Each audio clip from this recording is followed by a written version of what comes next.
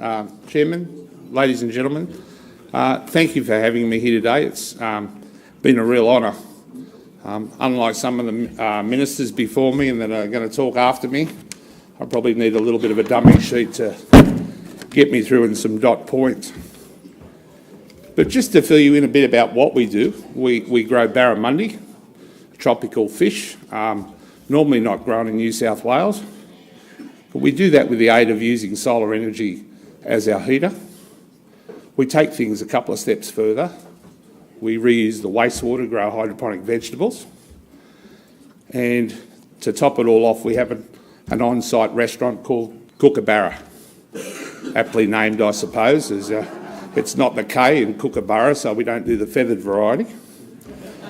But the using of water, I think, as a farmer, I'm often a little bit torn between whether I'm a farmer or whether I'm a tradesperson, because my history is the trade, building trade, electrician builder.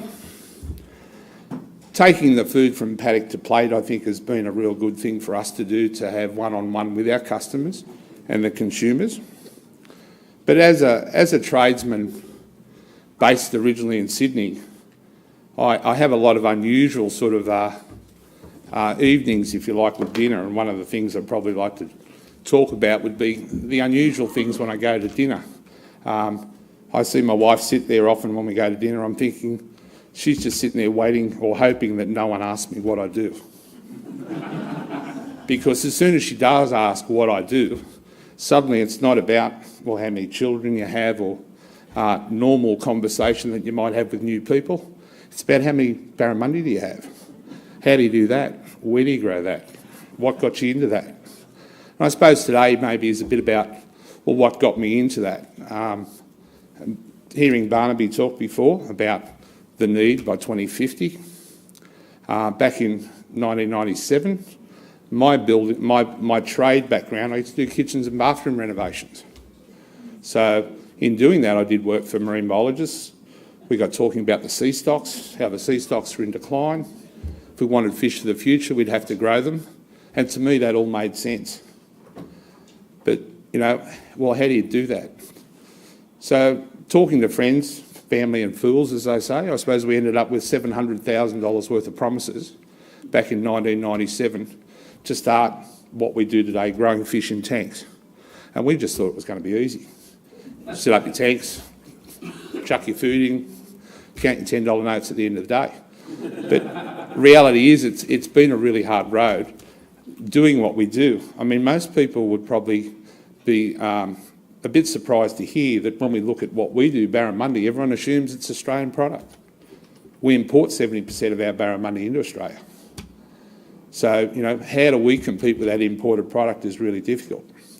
So this model that we've developed, and some of it certainly by pure accident, especially with the solar heating, because what we set up in the first instance just didn't work.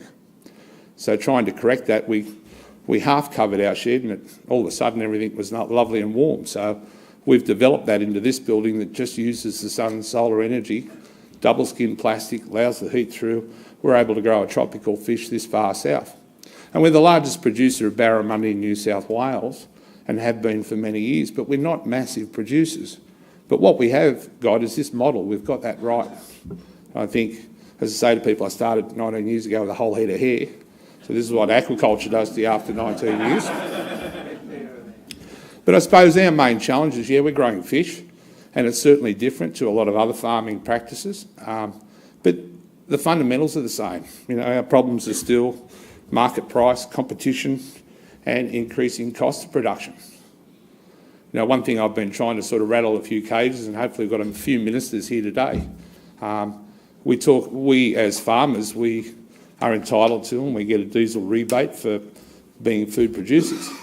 But in our shed, you actually don't see a tractor. Our fuel that we use is electricity.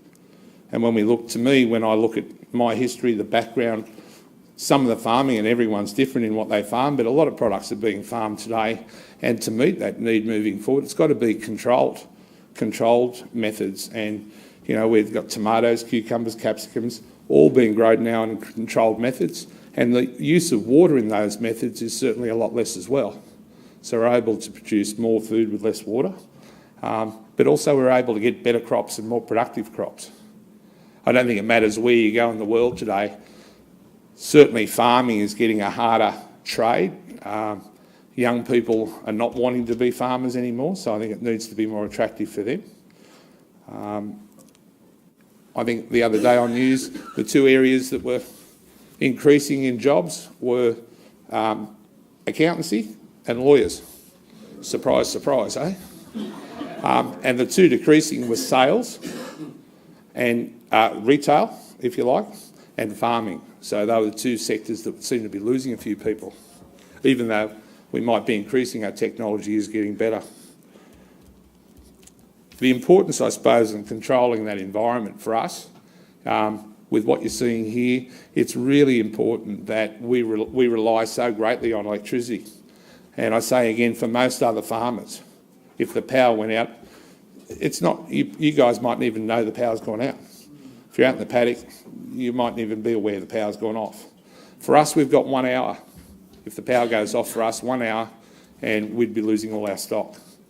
So the importance of learning how to do that, and this is where I get quite confused these days, because if you look at the role that I do in producing a food crop, I think my skills, my background as a tradesman, someone that understands electrical, plumbing, pumps, how they work, how to maintain, how to get around problems, has been an essential part of us moving forward. So without those trade qualifications, if you like, that I have, we probably wouldn't have survived as long as we have in this industry. So I think I recall someone from the ABC doing an interview for me, with me, and we discussed about that backup system and how we had a backup generator that auto started and power went off. And he said, well, what happens if that fails? I said, well, we've got another one. And he said, what happens if that fails? I said, well, we've got another one. And he said, what happens if that fails? I said, well, I'll be down knocking on your door to see if you need your kitchen or your bathroom done. Because I think if 3 generators fail on me, it's a real sign that I shouldn't be doing what I'm doing. But certainly aquaculture, what got me into aquaculture, again, referring back to my city time, you might be familiar with Doyle's down at Watson's Bay today, very upmarket, high-class restaurant, beautiful spot. When I was a young fella, about 10 years of age, my father used to take me down to there, and it was a boat shed. We'd hire a little rowboat, we'd row out 100 metres, drop anchor, we'd be back in with a bucket load of fish in an hour and a half. So a 30-year time span, and we talk about, winding the clock back and how we need to produce food. But just in my 30-year lifespan, me being that father with a 10-year-old and me taking my child fishing in Sydney Harbour, you know the response I got? I got, Dad, this is boring, can we go home? So it was that reality that got me into this, coupled with the marine biologist that suggested that, look, if you're going to grow fish, that's great, but we need to do it in an environmentally friendly and responsible manner, which is why we're using the hydroponics to utilise some of that water as a resource rather than a waste. Apart from that, I'm probably near the end of that. Got to leave room for Niall he's fantastic. I'm lucky that I'm on before him because he's be a hard act to follow, I think. The future for me, however, one of the things I see as a great potential for what we do in the fish side is the direct farm sales. So I believe that the internet and these emerging markets where consumers are buying direct from farmers, I think shows a lot of promise for someone like myself and potentially a lot of other farmers to link together and supply direct into homes rather than through the big Coles and Woolies. Thanks for your time, guys.